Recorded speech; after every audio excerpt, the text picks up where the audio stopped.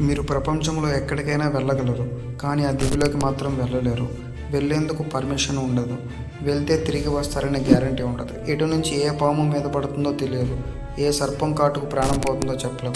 అసలు ఆ దివి అలా ఎందుకు మారింది, పేరుకు తగ్గట్టు ఆ సర్పాలతో ఎందుకు నిండిపోయింది తెలుసుకుందాం. ఫ్రెండ్స్, ఈ ప్రపంచంలో మీరు ఎన్నో పర్యాటక ప్రదేశాలు వెళ్ళి ఉంటారు. వాటిలో సముద్ర తీరాలు, దివులు, గుళ్ళు, గోపురాలు, మిస్టరీ భవనాలు, దెయ్యాల బంగ్లాలు, ఇలా ఎన్నో. కానీ మీకు వెళ్ళాలని ఉన్నా వెళ్ళలేని ఒక దివి ఒకటి ఉంది. అదే స్నేక్ ఐలాండ్. ఈ సర్పాల దివికి హైప్ ఎక్కువగానే ఉంటుంది. దీన్ని అధికారికంగా ఇల్హాడా క్విమాడా గ్రాండే అంటారు. బ్రెజిల్ పక్కన అట్లాంటిక్ మహాసముద్రంలో ఇది ఉంటుంది. ఇది సావోపాలో రాష్ట్రంలోని ఇటాన్హేమ్ మున్సిపాలిటీలో భాగంగా ఉంది. అంతా కలిపి 106 ఎకరాల దీవి. అక్కడికి మీరు వెళ్తే కొన్నిసార్లు ఎండగా, కొన్నిసార్లు చల్లగా, అప్పుడప్పుడు వర్షం పడుతూ మన దేశ వాతావరణం లాగానే ఉంటుంది. అలాగని వెళ్ళి చూద్దామంటే బ్రెజిల్ ప్రభుత్వం పర్మిషన్ ఇవ్వదు. రహస్యంగా వెళ్ళేందుకు కూడా వీలు లేదు. ఎవరైనా పర్యాటకులు ఇలాంటి పనులు చేస్తారని ఊహించి అన్ని జాగ్రత్తలు తీసుకుంటున్నారు. కాబట్టి ఈ దివి గురించి చెప్పుకోవడమే తప్ప చేయగలిగేది ఏమీ లేదు. మచ్చుకి అత్యంత అరుదైన అంతరించే జాతులకు చెందిన బోత్రాబ్స్ ఇన్సులారిస్ అనే బంగారు తల ఉన్న విషపూరిత పాములు, golden lens head, pit whipper ఆ దీవుల్లో ఉన్నాయి.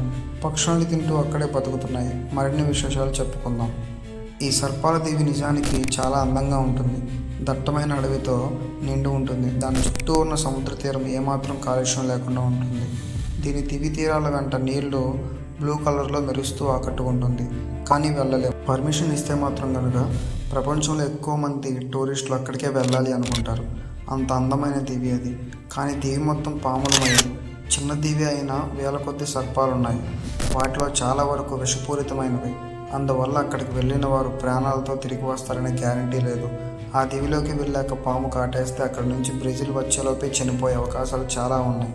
ఈ దివి గురించి తెలుసుకోగానే అక్కడే అన్ని పాములు ఎందుకున్నాయి అనే ప్రశ్న మనకు వస్తుంది. దానికి నిపుణులు ఆన్సర్ ఇచ్చారు. కొన్ని వేల సంవత్సరాల కిందట ఈ భూమిపై మంచుమయంగా ఉండేది. సముద్రాలు కూడా మంచుతో ఉండేవి. అలాంటి సమయంలో ఆహారం కోసం పాములు ఈ దివిలోకి వెళ్ళాయి. ఆ తర్వాత మంచు కరిగి మామూలు పరిస్థితులు వచ్చాయి. సముద్ర మట్టాలు పెరిగాయి. కానీ దివికి వెళ్ళిన పాములు సముద్రంలోకి వచ్చేందుకు ఇష్టపడలేదు. దాంతో మిగతా ప్రపంచంతో వాటికి సంబంధం తెగిపోయాయి.